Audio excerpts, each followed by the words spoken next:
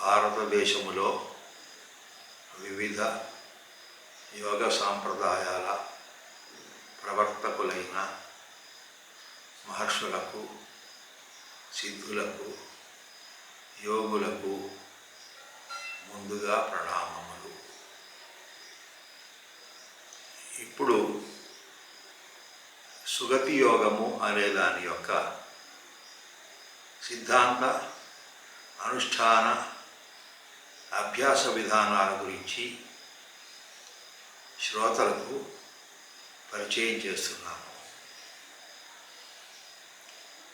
1923, 1985 మధ్య జీవించి విశ్వజననిగా, జిల్లెళ్లమూడి అమ్మగా పేరు పొందిన బ్రహ్మాండం అనసూయాదేవి గృహస్థుగా జీవనాన్ని గడిపి యోగములో అత్యున్నతమైనటువంటి అనుభూతులను, అనుభవాలను, సిద్ధులను పొందారు. దురదృష్టం ఏమిటంటే ఆంధ్రదేశంలో ఆమె సిద్ధాంతాలను, ఆమె ఉపదేశాన్ని, ఆమె అనుష్ఠానాన్ని ఆమె సిద్ధి పొందిన గత 35 సంవత్సరాలుగా ఎవరూ బయటకు తీసుకొచ్చి సుసంఘటితం చేయలేదు. అమ్మకు మునిపే ఆంధ్రదేశంలో గురుబద్దాలి పిచ్చమ్మ వంటి యోగినులు ఉన్నారు. ఈ రకమైనటువంటి యోగ సాంప్రదాయం స్త్రీలలో కూడా విశేషంగా ఆంధ్రదేశంలో ఉంది. గురుబద్దాలి పిచ్చమ్మ గారు కూడా గృహిణిగా ఉండి మాలకులంలో పుట్టి తరువాత యోగ సాంప్రదాయంలోకి వెళ్ళిపోయారు. చివటం అమ్మగారు అదే విధంగా ఉండేవారు. అలాంటి వారే తరిగొండ వెంగమాంబ గారు, అలాంటి వారే పెమ్మరా సీతమ్మ గారు, అదే విధముగా పెన్మచ్చ సీతమ్మ గారు, అలాగే జిల్లెళ్లమూడి అమ్మగారు. నేను ఇప్పుడు చెప్పేటువంటి ఈ సుగతి యోగము అనే పేరు దగ్గర నుంచి ఇది కేవలం జిల్లెళ్లమూడి అమ్మగారి యొక్క భక్తులు, భక్త పరంపర అనే వారికి మాత్రం ఉద్దేశించింది కాదు.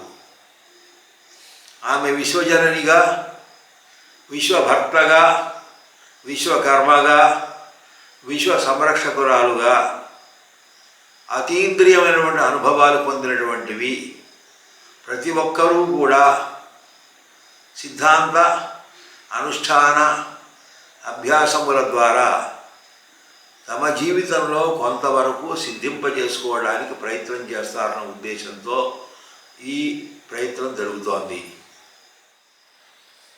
ఈ సుగతి యోగం అనేటువంటిది ప్రతిపాదించడం ఉద్దేశం విశ్వజనని అని పేరు పొందినటువంటి అమ్మని చూసిన వాళ్ళు, అనుసరిస్తున్న వాళ్ళు, ఆరాధిస్తున్న వాళ్ళు ఏ రకంగా అమ్మతత్వం పట్ల ఆసక్తి చూపించాలో, అమ్మ పొందిన అనుభవాల పట్ల, అనుభూతుల పట్ల ఆసక్తి పొందించాలో, అదే రకంగా తాము కూడా అనుభవాలు పొందాలి అనుకున్నప్పుడు ఆ అనుష్ఠానం ఏమిటి అనేటువంటి దాని దగ్గరే సుగతి యోగం అనేటువంటిది వస్తుంది. ఎందుకు దీన్ని సుగతి యోగం అని పేరు పెట్టాను అంటే, అమ్మ అందరికీ సుగతి అన్నారు. ఇది అందరూ ఒప్పుకున్న మాటే. కాబట్టి ఆ సుగతి పొందడమే యోగము, సుగతి కొరకే యోగము. కాబట్టి ఈ సుగతి కొరకు యోగము అనబడేటువంటిది సుగతి యోగము. ఇప్పుడు మీరు అనవచ్చు, ఇంతకు మునిపే చాలా యోగా విధానాలు ఉన్నాయి కదా భారతదేశంలో. ఉన్నాయి, ఉపనిషత్తుల కాలం దగ్గర నుంచి ఉన్నాయి. పతంజలి అష్టాంగ యోగం ఉంది. దత్తాత్రేయుల వారు కూడా ఆది యోగాన్ని గమనించారని చెప్తారు. దక్షిణామూర్తి వారు వీరంతా కూడా. అదొక పౌరాణిక సాంప్రదాయం, దేవతా సాంప్రదాయం. ఆ తర్వాత స్వాత్మారంభ హఠయోగం ఉంది. 1850 దగ్గర నుంచి అనేక రకాలైనటువంటి యోగ విధానాలు అమల్లోకి వచ్చాయి. మరి ఉన్నప్పుడు కొత్తగా మళ్ళీ ఇంకో యోగ విధానం అమ్మ చెప్పిన దాన్ని ఎందుకు తీసుకురావాలి, ఎందుకు ప్రచారంలోకి తీసుకురావాలి అనే ప్రశ్న వచ్చినట్టయితే, కానీ దీనికి సరి అయినటువంటి పరిష్కారం రాదు. గత 2500 సంవత్సరాలుగా ఎవరూ చెప్పనటువంటి కొన్ని రహస్యమైన విషయాలను అమ్మ తన ఉపదేశ గ్రంథమైనటువంటి జీవిత మహోదధిలో చెప్పారు. జీవిత మహోదధి ఒక సంభాషణ కాదు, అది కేవలం ఉపదేశం మాత్రమే. అందువల్ల ఆమె అందులో విశ్వంలో ఉండే సత్యాలన్నింటినీ వివరించారు. అది కేవలం 14 సంవత్సరాల వరకు మాత్రమే వ్రాయబడ్డప్పటికీ అదొక పరిపూర్ణమైనటువంటి అనుభవాన్ని, యోగపరమైనటువంటి ఒక పరిపక్వతను, శాస్త్రపరమైనటువంటి ఒక సమగ్రతను సూచిస్తున్నటువంటి ఉపదేశం. ఆ కారణం చేత జిల్లేడుమూడి అమ్మను చూసిన వాళ్ళు, చూడని వాళ్ళు కూడా 21వ శతాబ్దంలో యోగం అనుసరించాలి అని చెప్పేసి అంటే ఇది ఒకటే సరి అయిన యోగము అని ఖచ్చితంగా చెప్పచ్చు. ఆ కారణం చేతనే సుగతి యోగం అనేటువంటి దాన్ని ప్రతిపాదన చేస్తూ దీని సిద్ధాంతం కూడా చెప్పడం జరుగుతోంది. ఏ యోగానికైనా 3 అంశాలు ఉంటాయి. 1 సిద్ధాంతము, 2 అనుష్ఠానము, 3 అభ్యాసము. సిద్ధాంతము అంటే ఒక లక్ష్యాన్ని ప్రతిపాదన చేయడం. యోగం అంటే ఏమిటి, యోగం యొక్క లక్ష్యం ఏమిటి, సుగతి అంటే ఏమిటి, ఈ సుగతికి ఆటంకమైనవి ఏమిటి, ఇవన్నీ చెప్పేది సిద్ధాంతం. మరి ఆ సుగతిని చేరడం ఎలాగా అని చెప్పేది అనుష్ఠానం. ఇవి సూత్రాల రూపంలో ఉంటాయి. ఈ సూత్రాలు మొత్తం 60 సూత్రాలుగా రూపొందించడం జరిగింది. దీనిలో అమ్మ ప్రకారం ఉన్నది ఒకటే, అది మరుగు. దాన్నే అసలు అని, శక్తి అని, స్పందన అని అమ్మ అన్నారు. కాబట్టి మరుగన్నా, అసలన్నా, శక్తి అన్నా, స్పందన అన్నా ఒకటే. దాని నుంచే ఈ మొత్తం వ్యక్తమయ్యి అది శక్తిగా, చైతన్యంగా, పంచభూతాలుగా, రూపాలుగా, దేహాలుగా వచ్చింది. కాబట్టి ఎప్పుడైతే ఈ మార్పు వస్తుందో ఆ మరుగు లేదా అసలుతో ఉండేటువంటి సంబంధం పోతోంది. పోవడం వల్ల ఈ దేహమే నిజమని ఒక భావనతో మనం అందరం ఉంటున్నాం. అటువంటిప్పుడు ఈ దేహము పొందే అనుభవం ఇంద్రియాల పరిధికి చెందింది. కర్మేంద్రియాలు, జ్ఞానేంద్రియాలు, అంతరింద్రియాలు అనే 3 యొక్క పరిధిలోకి వచ్చింది. వీటికి దాటితే కానీ మరుగు అర్థం కాదు. ఆ కారణం చేతనే యోగము అనేటువంటి ఒక విధానం ద్వారా మళ్ళీ మరుగులో కలవడానికి ప్రయత్నం చేయాలి. ఆ మరుగులో కలిసే మార్గాన్నే సుగతి అంటాం. సుగతి అంటే ఇంకో అర్థం ఉంది. సు అంటే మంచి, గతి అంటే మార్గము. సు అంటే మంచి, గతి అంటే డైరెక్షన్. సు అంటే మంచి, గతి అంటే లక్ష్యం. అంటే మంచి డైరెక్షన్లో, మంచి మార్గంలో మంచి లక్ష్యాన్ని చేరాలి. ఆ లక్ష్యం ఏది? ఈ మొత్తం సృష్టికి మూలం ఏదైతే ఉందో దాన్ని చేరాలి. దీనికి ఒక సూత్రం ఉంది, అన్ని యోగశాస్త్రాల్లోనూ చెప్పబడ్డది. సృష్టి ఏ క్రమంలో జరిగిందో ఆ క్రమంలోనే లయం కూడా జరగాలి అని. దాన్నే ఉత్పత్తి క్రమంలో లయక్రమం అని చెప్పేసి అంటారు. అటువంటప్పుడు ఈ సృష్టి అవ్యక్తం నుంచి ప్రారంభమైంది. అవ్యక్తం నుంచి శక్తి వచ్చింది. ఆ శక్తి నుంచి పంచభూతాలు వచ్చి దాని యొక్క వికారముగా రూపాలు ఏర్పడ్డాయి. కాబట్టి ఈ రూపంతో ఉన్న మనం ఆ శక్తిని దాటి ఆ అవ్యక్తంలోకి వెళ్ళాలి. ఇదొక ప్రయాణం. ఈ ప్రయాణం ఎక్కడి నుంచి ప్రయాణం? ఎరుకతో కూడిన ప్రయాణం. ఏ ఎరుకతో కూడిన ప్రయాణం? ఈ రూపం అనేది మార్పు పొందుతోంది అనేటువంటి ఎరుక ఉంది. శక్తి నుంచి రూపం వచ్చింది అనేటువంటి ఎరుక ఉంది. ఈ శక్తికి మూలము మరుగు అనేటువంటి ఒక మూలం కూడా ఉంది.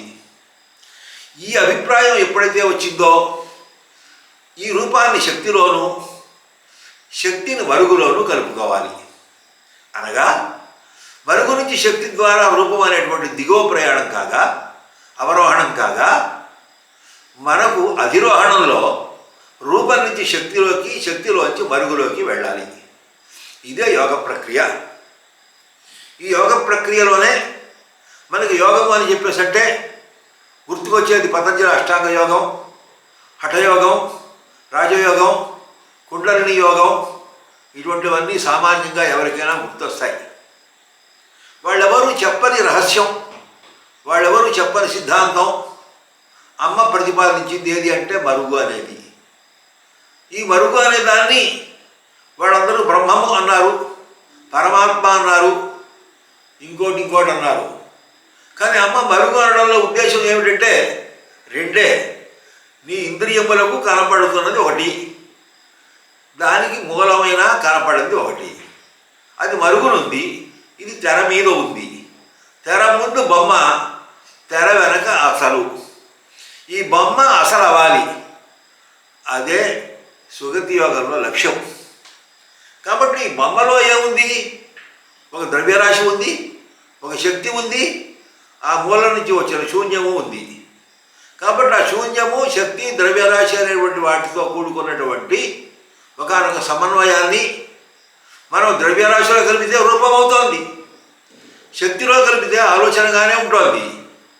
అది మరుగులో కలిసినప్పుడు అది సుగతి అవుతోంది. అందువల్ల దీనికి సుగతి యోగము అని పేరు పెట్టడం జరిగింది. సుగతి అయి సుగతి కొరకు సుగతి యందు కలయిక. ఇదొక ఎరుకతో కూడిన ప్రయాణం. ఎరుకతో కూడిన ప్రయాణం అని ఎందుకు అంటున్నాము? ఇందులో ఒక సంకల్పము ఉంది, ఇందులో ఒక నిర్ణయము ఉంది, ఇందులో ఒక నిశ్చయము ఉంది, ఇందులో ఒక ఆరూఢత ఉంది, ఇందులో ఒక సంపూర్ణత ఉంది. ఇవన్నీ దాటిపోయిన తర్వాత వీటన్నిటికీ ఆధారమైనటువంటి ఒకనొక మరుగులోకి వెళ్ళాలి. కాబట్టి మరుగులోకి వచ్చింది మరుగులోకి వెళ్ళాలి. ఇదొక సైకిల్ అన్నమాట. అంటే అవ్యక్తము నుంచి వ్యక్తము, వ్యక్తము నుంచి అవ్యక్తము. ఈ అవ్యక్తమునకు వ్యక్తము మధ్య శక్తి ఉంది. అలాగే వ్యక్తము నుంచి అవ్యక్తంలోకి వెళ్ళేటప్పుడు శక్తి ద్వారా వెళ్ళాలి. అభ్యాసం అంతా కూడా ఈ మూడింటి మీదే తిరుగుతుంటుంది. అవ్యక్తము, శక్తి, వ్యక్తము ఉన్నటువంటి ఈ రూపంలో వ్యక్తము, శక్తి, అవ్యక్తము అనే వైపుకి వెళుతుంది. దీన్నే సైన్స్ పరిభాషలో చెప్తాను. సైన్స్ పరిభాషలో చెబితే స్పేస్, ఎనర్జీ, మాస్ అంటాం. ఈ బాడీలన్నీ కూడా, మన శరీరాలన్నీ కూడా మాస్. ఈ మాస్ కాబట్టి, ఈ మాస్కు మార్పు పొందుతుంటుంది కాబట్టి, దీనికి కొన్ని గుణాలు ఉంటాయి కాబట్టి, దీనికి కొన్ని లక్షణాలు ఉంటాయి కాబట్టి, దీనివల్ల వచ్చే ఫలితాలు కూడా అదే విధంగా ఉంటాయి. ఇది పరిమితమైనటువంటిది మాత్రమే. ఆ తర్వాత రెండవ స్టేజ్ ఎనర్జీ. ఈ ఎనర్జీ ఎంత మాస్ ఉన్నా కూడా ఎనర్జీ ద్వారానే కదపబడుతుంటుంది. పెద్ద ఏనుగు కూడా గాలి వల్లే కదులుతుంది. పెద్ద ఏనుగు కూడా గాలి వల్లే కదులుతుంది. ఒక పెద్ద గుర్రం కూడా గాలి వల్లే పరిగెత్తుతుంది. అదేవిధంగా ఎంత పెద్ద మానవ శరీరం ఉన్నా కూడా అదంతా కూడా గాలి వల్లే కదులుతుంది. కాబట్టి కదిలేది, కదిలించేది, కదలడానికి కారణమైంది, చైతన్యముగా ఉన్నది, స్పందనగా ఉన్నది కూడా అదే శక్తి. కాబట్టి శక్తి అనబడేటువంటిది రెండవ స్టేజీ. ఈ ద్రవ్యరాశి నుంచి శక్తి స్థాయికి ఎదగాలి, శక్తి స్థాయి నుంచి శూన్యము స్థాయికి ఎదగాలి. దీనికోసమే అభ్యాసం చేయాలి. ఇదే సుగతి యోగంలో ఉండే రహస్యం. ఈ సుగతి యోగంలో దేనివల్ల కలుగుతుంది, సుగతి దేనివల్ల కలుగుతుంది అని చెప్పేసి అంటే విజ్ఞానం వల్ల కలుగుతుంది, శుద్ధ జ్ఞానం వల్ల కలుగుతుంది. ఆ విజ్ఞానం, శుద్ధ జ్ఞానం దేనివల్ల కలుగుతాయి అని చెప్పేసి శ్రద్ధ వల్ల కలుగుతాయి. శ్రద్ధ దేని వల్ల కలుగుతుంది? ఆరాధన వల్ల కలుగుతుంది. ఆరాధన అంటే ఏమిటి? పూజ చేయడం కాదు, మనలో ఉండే శక్తిని సమర్థవంతంగా ఉపయోగించుకోవడం ఆరాధన అని అమ్మ ఇచ్చిన నిర్వచనం. కాబట్టి ఆ శక్తిని నువ్వు ఉపయోగించుకుంటే నువ్వు మానవుడివి అవుతున్నావు, మూలము అవుతున్నావు, మరుగువి అవుతున్నావు. ఆ శక్తిని ఉపయోగించుకునే ఛాయిస్ నీకు ఉంది.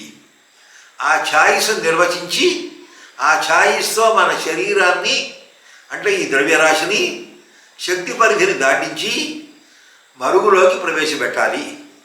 కాబట్టి వ్యక్తము అవ్యక్తముతో యోగించడమే సుగతి యోగము. వ్యక్తములోని శక్తి అవ్యక్తము వైపు ప్రయాణించడమే సుగతి యోగము. వ్యక్తమైనటువంటి ద్రవ్యరాశి, శక్తి రెండు సుగతిలో లయమవడమే సుగతి యోగము. ఒకవైపు ఇది ప్రయాణం, ఒకవైపు ఇది లయం, ఇంకోవైపు ఇది ఒకటవడం. ఇది రెండు కాదు, ఒకటే. బంగారపు వస్తువులో బంగారం ఎలా అయితే ఉందో బంగారం వస్తువుగా కనపడుతోందో అదేవిధంగా ఈ శక్తి శూన్యము రెండు కూడా ఈ భూమి మీద ఉన్నాయి. అందువల్ల భూమి కూడా నిజమే. ఇది సిద్ధ వస్తువు.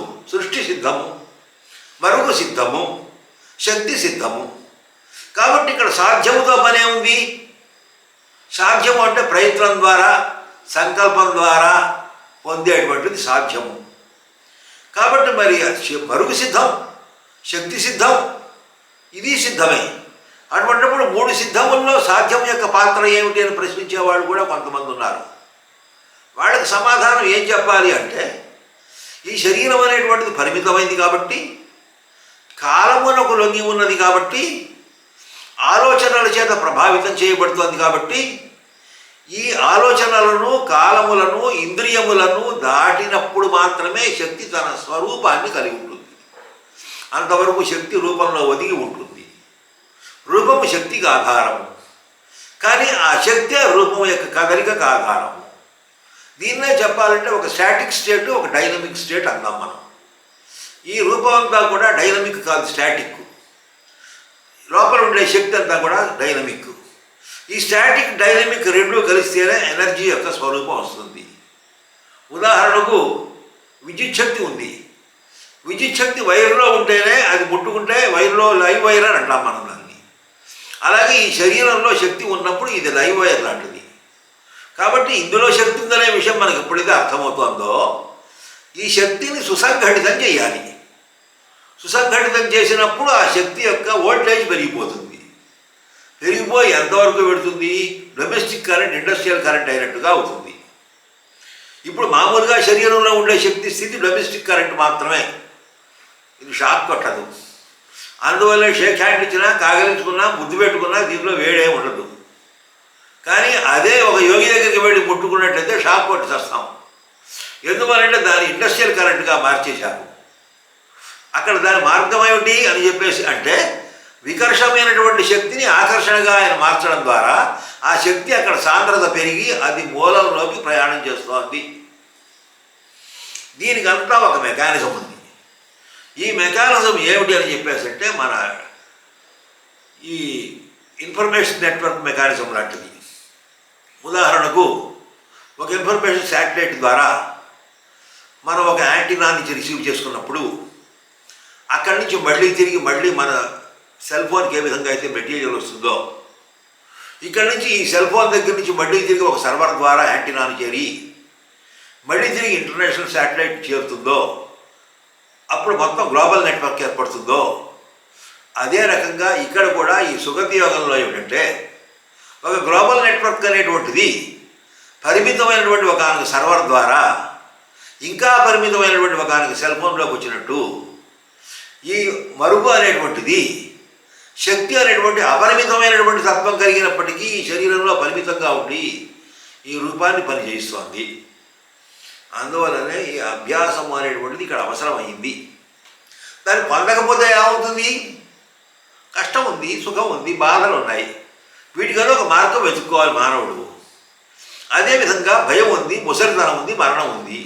దీనికి ఒక మార్గం వెతుక్కోవాలి మానవుడు. అందుకే యోగము అనేటువంటి ఒక విధానాన్ని రూపొందించారు. ఇది కొన్ని వేల సంవత్సరాలుగా ఉన్నటువంటి సంప్రదాయం. కోట్ల సంవత్సరాల కోర్సు కూడా.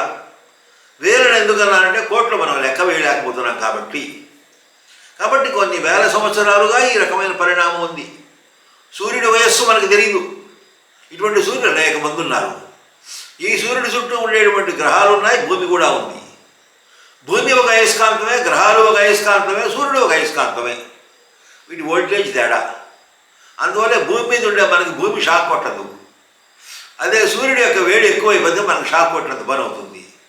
అంతే ఆ వోల్టేజ్లో తేడా. ఇక్కడ సుగతి యోగంలో ఉద్దేశం ఏంటంటే, నీకు రూపం ఉంది నాయనా, ఈ రూపం పరిమితం ఉంది, దీనిలో ఒక శక్తి ఉంది.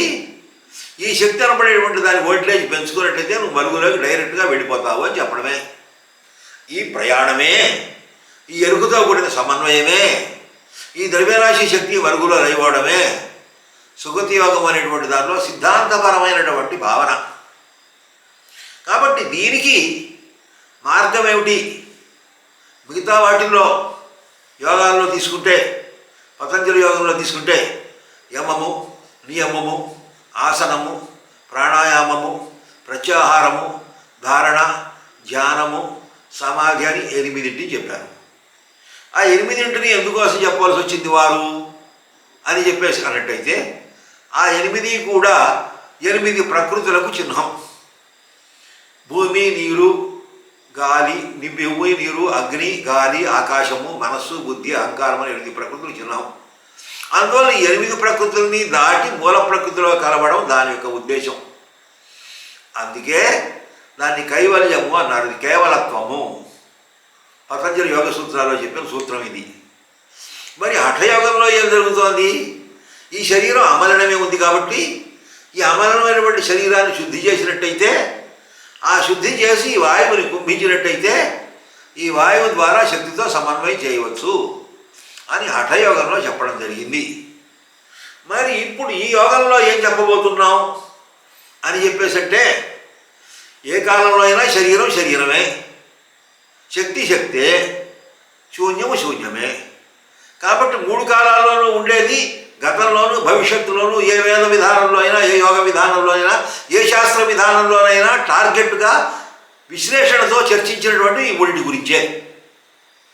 ఇక్కడ నేను మధ్యలో ఇంగ్లీష్ పదాలు ఎందుకు వాడుతున్నానంటే ఎక్కువ మందికి తొందరగా అర్థమవుతుందనే ఉద్దేశంతో ఇంగ్లీష్ పదాలు వాడుతున్నా.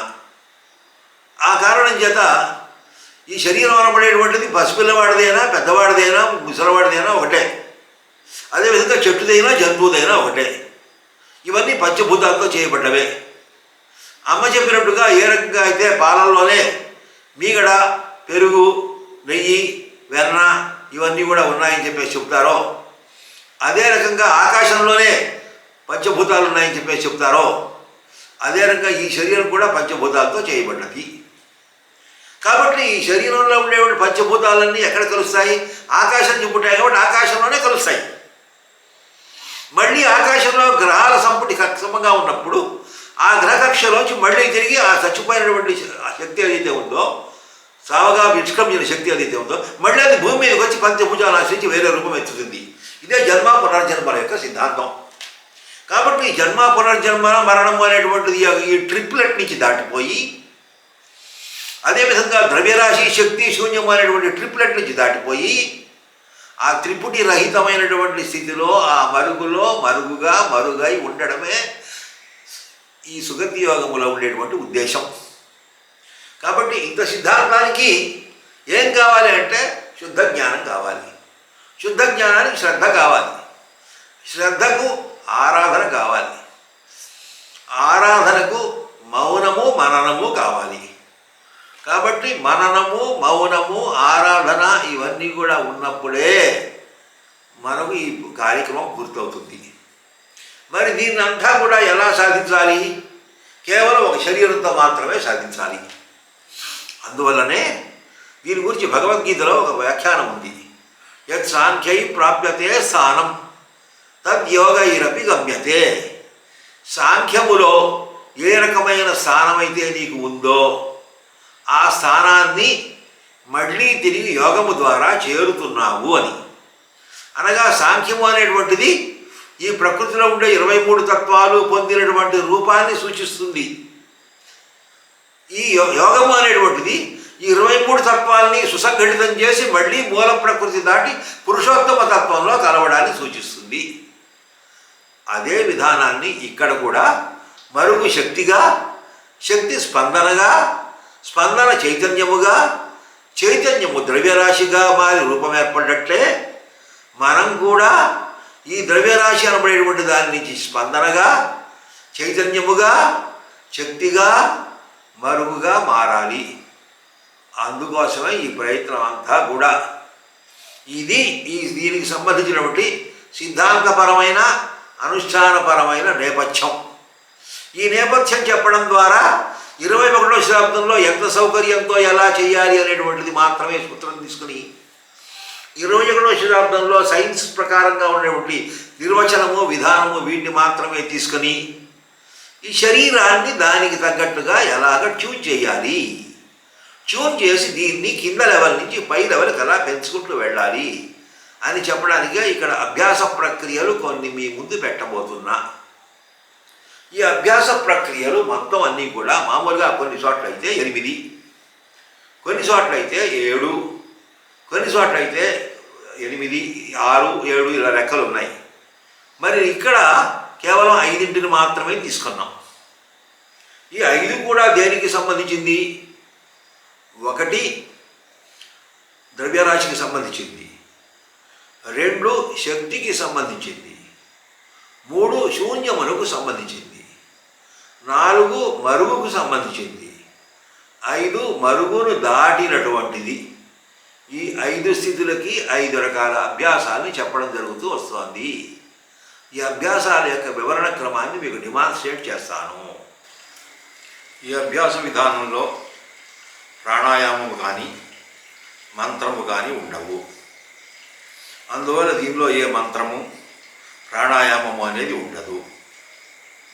అదేవిధంగా ఆసనములు కూడా ఉండవు, ముద్రలు బంధములు కూడా ఉండవు. కాబట్టి ఆ రకంగా ఇది పూర్తిగా వేరైనది. ఇది ఎంతో సులభమైనది. ఈ సులభమైన దానిలో మొట్టమొదటి దశని ద్రవ్య సమన్వయము అంటాం. ద్రవ్య సమన్వయం అంటే కోఆర్డినేషన్ ఆఫ్ మాస్ అన్నమాట. ఈ శరీరంలో ఉండే కోఆర్డినేషన్ ఆఫ్ మాస్ అనబడేటువంటిది మనం బాసిపట్టు వేసుకుని నాభి దగ్గర నుంచి పై వరకు 4 దశల్లో తీసుకెళ్తాం. మొట్టమొదటి దశ నాభి దగ్గర 2 చేతులు కలిపి పెట్టి ఉంచుకుంటాం. రెండవ దశ ఛాతీ దగ్గర 2 చేతులు కట్టు ఉంచుకుంటాం. మూడవ దశ కనుబొమ్మల ఎదురుగా నమస్కార ముద్రతో ఉంటాం.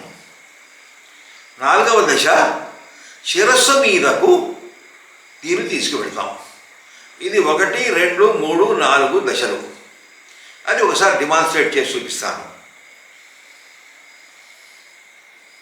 ఈ దశ 1, ఈ దశ 2, ఇది దశ 3, ఇది దశ 4.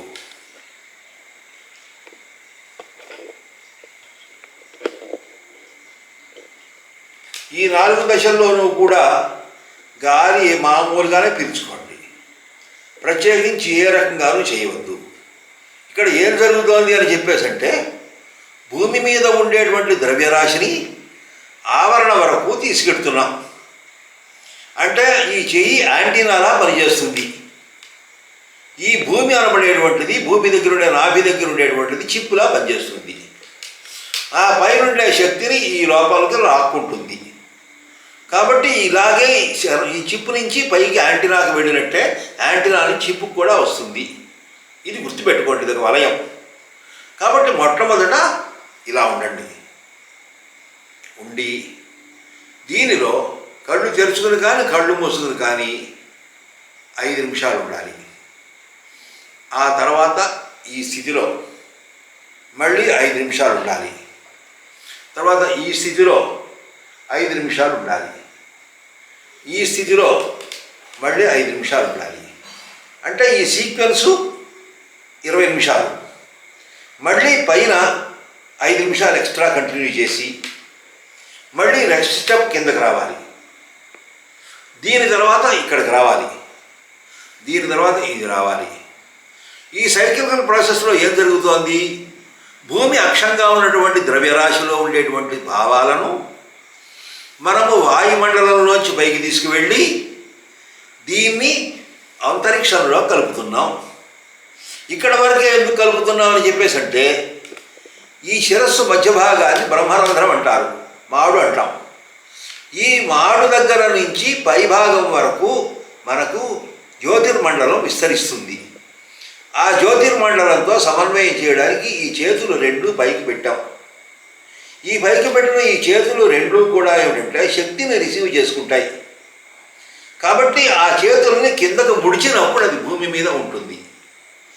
ఈ శక్తిని ఇక్కడ మడిచిపెట్టినప్పుడు ఛాతీ దగ్గర హోల్డ్ అవుతుంది. ఆ తర్వాత ఇక్కడ ఇలా విధంగా ఉంచినప్పుడు కనుబొమ్మల మధ్య కాన్సన్ట్రేట్ అవుతుంది. ఇది పైకి. అంటే ఈ స్థితిని ఇంకోసారి చేసి చూపిస్తాను, చూడండి. ఇది 1, ఇది 2, ఇది 3, ఇది 4. ఈ 4 స్థితులు పైకి వెళ్ళిన తర్వాత మళ్ళీ అక్కడ 1, 2, 3, 4, పైకి 4, కిందకి 4, మొత్తం 8. ఈ 8, 5, 40 నిమిషాలు. ఈ 40 నిమిషాలు పొద్దున ఒకసారి, మధ్యాహ్నం ఒకసారి, రాత్రి ఒకసారి చేయాలి. ఈ విధంగా 40 రోజులు చేయాలి. 40 రోజులు చేసినప్పుడు ద్రవ్యరాశి మీద ప్రభావం కలుగుతుంది. ఇది ఫస్ట్ స్టెప్. దీన్ని ద్రవ్యరాశి సమన్వయము అంటాం. ఇందులో కేవలం ఏంటంటే మసిల్ మూమెంట్ మాత్రమే మనం చూస్తాం. అంటే కేవలం ద్రవ్యరాశి యొక్క మూమెంటే తీసుకుంటున్నాం. ఇందులో శ్వాస మీద ఏమీ దృష్టి పెట్టడం కానీ, నిఘా కానీ, ప్రాణాయామం కానీ ఏమీ లేవు. ఇది మీరు ప్రధానంగా గుర్తుపెట్టుకోవాల్సింది. కాబట్టి దీనిలో ద్రవ్యరాశిని పైకి ఎత్తుతున్నాం అంతే. ఈ పైకి లిఫ్ట్ చేస్తున్నప్పుడు సహజంగా ఏం జరుగుతుంది? భూమికి పైభాగానికి మధ్య ఉండే సంబంధంలో మార్పు వస్తుంది. ఇది ఒక సైంటిఫిక్ అప్రోచ్. ఈ సైంటిఫిక్ అప్రోచ్ ఎలా ఉంటుంది అని చెప్పేసి అంటే, పైగా కొంచెం స్తంభం మీద ఉండేటువంటి ఎలక్ట్రిక్ వైర్కి గబుక్కుని పిడుగుపడడానికి అవకాశం ఎలా అయితే ఉంటుందో, ఈ చేయి పైకి ఎత్తినప్పుడు ఆ చేతి మీదకి శక్తి రావడానికి అవకాశం ఉంటుంది. అందువల్ల ఈ 4 స్టెప్స్ కూడా ద్రవ్యరాశిని ఆర్గనైజ్ చేయడానికి సంబంధించినవి, ద్రవ్యరాశిని మేనేజ్ చేయడానికి సంబంధించినవి. దీన్నే ద్రవ్యరాశి సమన్వయము అన్నాం. ఈ సమన్వయంలో ఏం జరుగుతోంది? భూమి ఆవరణ, దేహావరణ, మూలావరణ లేదా ఊర్ధ్వావరణ, ఈ 3 ఆవరణలను సమన్వయం చేస్తున్నాం. దేని ద్వారా? అంగచాలనము ద్వారా, అవయవ చాలనము ద్వారా. ఇదే స్టెప్ ఇంకోసారి చెప్పి చూపిస్తాను చూడండి. ద్రవ్యరాశి సమన్వయము స్టెప్ 1, స్టెప్ 2, స్టెప్ 3, స్టెప్ 4, మళ్ళీ స్టెప్ 4, స్టెప్ 3, స్టెప్ 2, స్టెప్ 1. ఈ సైకిల్ ఏర్పడినప్పుడు దీన్ని ద్రవ్యరాశి సమన్వయము అంటాం. ఇది ఫస్ట్ స్టెప్. రెండవ దాన్ని ఏమని పిలుస్తామంటే, అభ్యాసంలో చెప్పేటువంటి దాన్ని మనము శక్తి ఉత్థానము అంటాం. శరీరంలో శక్తి వాయువు రూపంలో ఉంటుంది. ఈ వాయువు రూపంలో ఉండేటువంటి శక్తిని మనం పైకి ఉత్థానం చేయాలి. ఉత్థానం చేయడం అని చెప్పేసి అంటే పైకి ఎత్తడం. పైకి ఎత్తుతూ దాన్ని హోల్డ్ చేయాలి. అది ఎలాగా అని చెప్పేసి అన్నప్పుడు దానికి 4 స్థానాలు ఉన్నాయి. బొడ్డు, తర్వాత రెండవది ఛాతీ, మూడవది కనుబొమల మధ్య, 4వది మాడు. ఈ 4 దగ్గర కూడా మనం ఇందాక చెప్పినటువంటి పద్ధతిలోనే చేయబెట్టి ఇప్పుడు గాలిని పైకి తీసుకెళ్ళాలి. బొడ్డు దగ్గర గాలి హోల్డ్ చేయండి, చేసి ఛాతీ దగ్గరికి తీసుకురండి, గాలి హోల్డ్ చేయండి. అలాగే ఇక్కడ తీసుకురండి, కనుబొమల మధ్య గాలి హోల్డ్ చేయండి. ఆ తర్వాత పైకి తీసుకెళ్ళండి, మాడు దగ్గర గాలి హోల్డ్ చేయండి. ఈ హోల్డింగ్ ఎలా జరగాలి? ఒక్కొక్క పాయింట్ దగ్గర 5 నిమిషాలు జరగాలి. అలాగే 20 నిమిషాలు పైకి, 20 నిమిషాలు కిందకి, 40 నిమిషాలు. ఈ 40 నిమిషాలు ఇందాక చెప్పినట్టు పొద్దున్న, మధ్యాహ్నం, సాయంత్రం 40 రోజుల పాటు. దీన్ని ఏమని పిలుస్తాం? శక్తి ఉత్థానము అంటున్నాం. అంటే మన శరీరంలో శక్తి అంతా దేనిలో ఉంది? వాయువులో ఉంది. కాబట్టి వాయువులో ఉండే శక్తిని ఉత్థానం చేస్తున్నాం. ఈ ఉత్థానం చేసినప్పుడు బొడ్డు దగ్గర శక్తి మీద దృష్టి పెట్టండి. దృష్టి పెట్టి గాలి పైకి తీసుకురండి.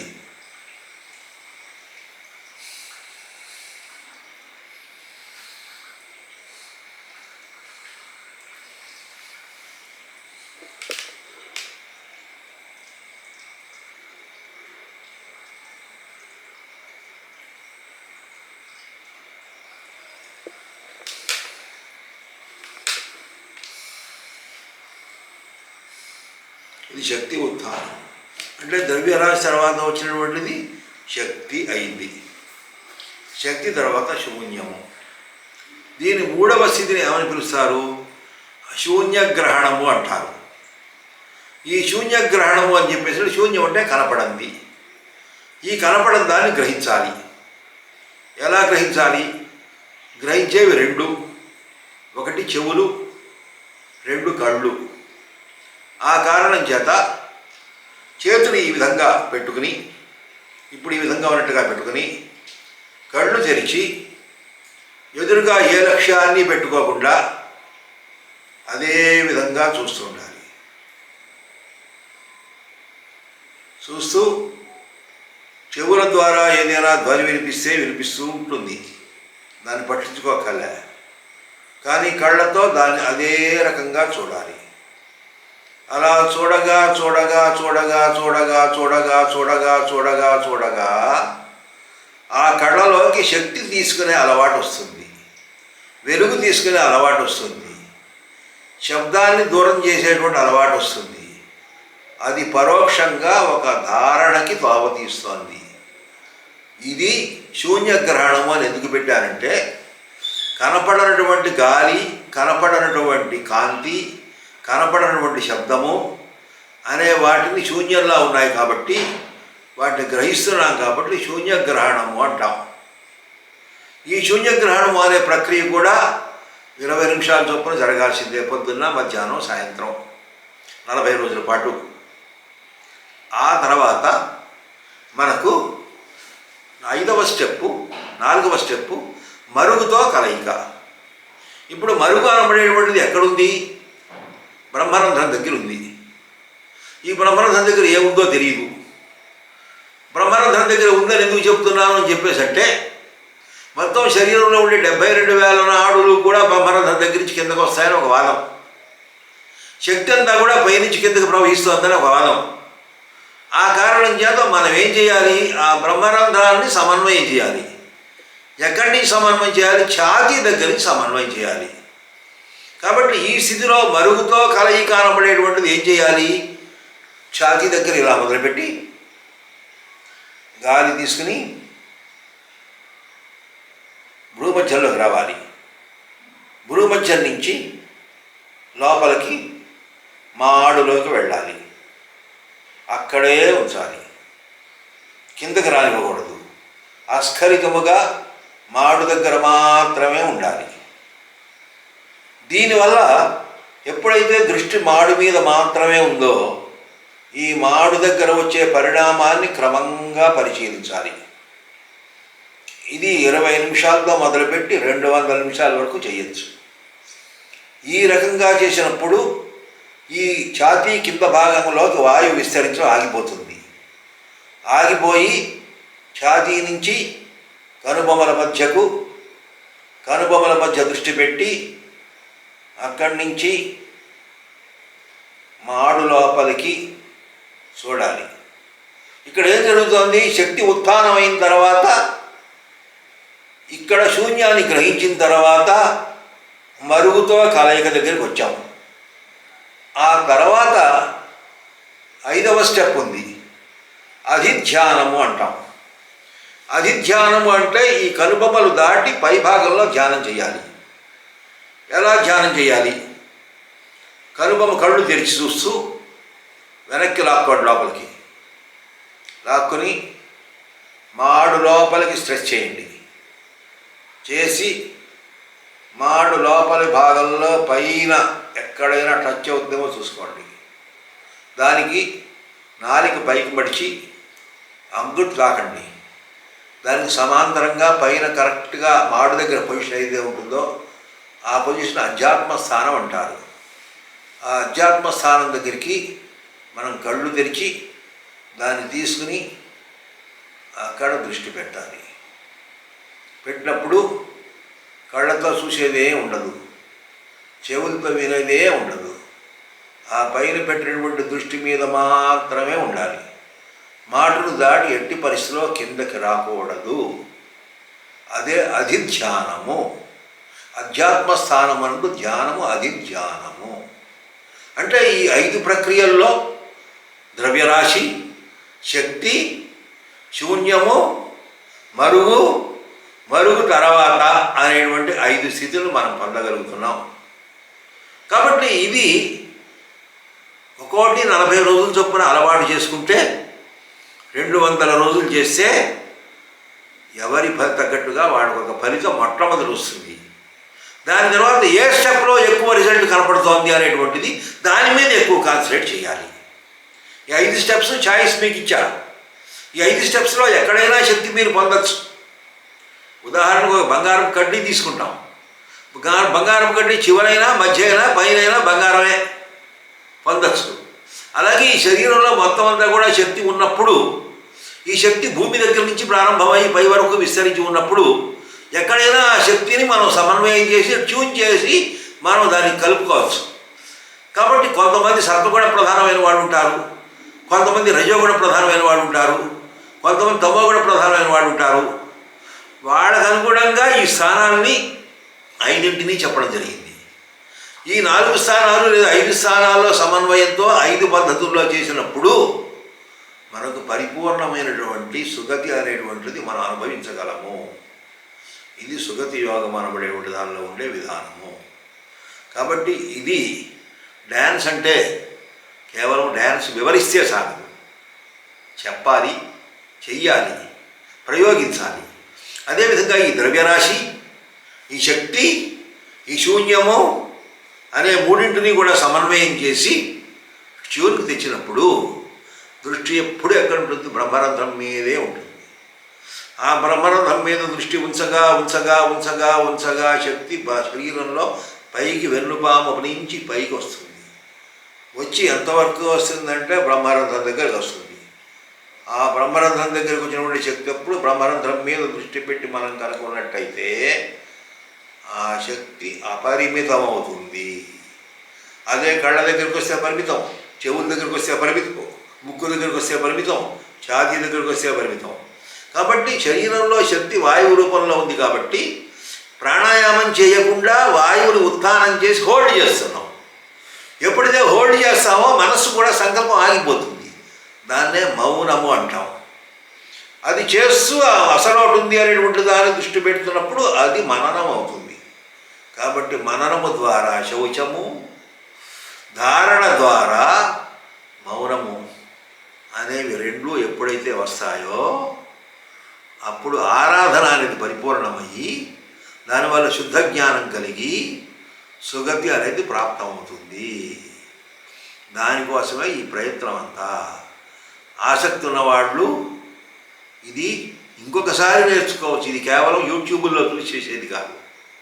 యూట్యూబుల్లో ఒలింపిక్ గేమ్స్ జరుగుతుంటాయి, చూస్తుంటాం. కానీ అది మనం ఇంట్లో చేయలేము.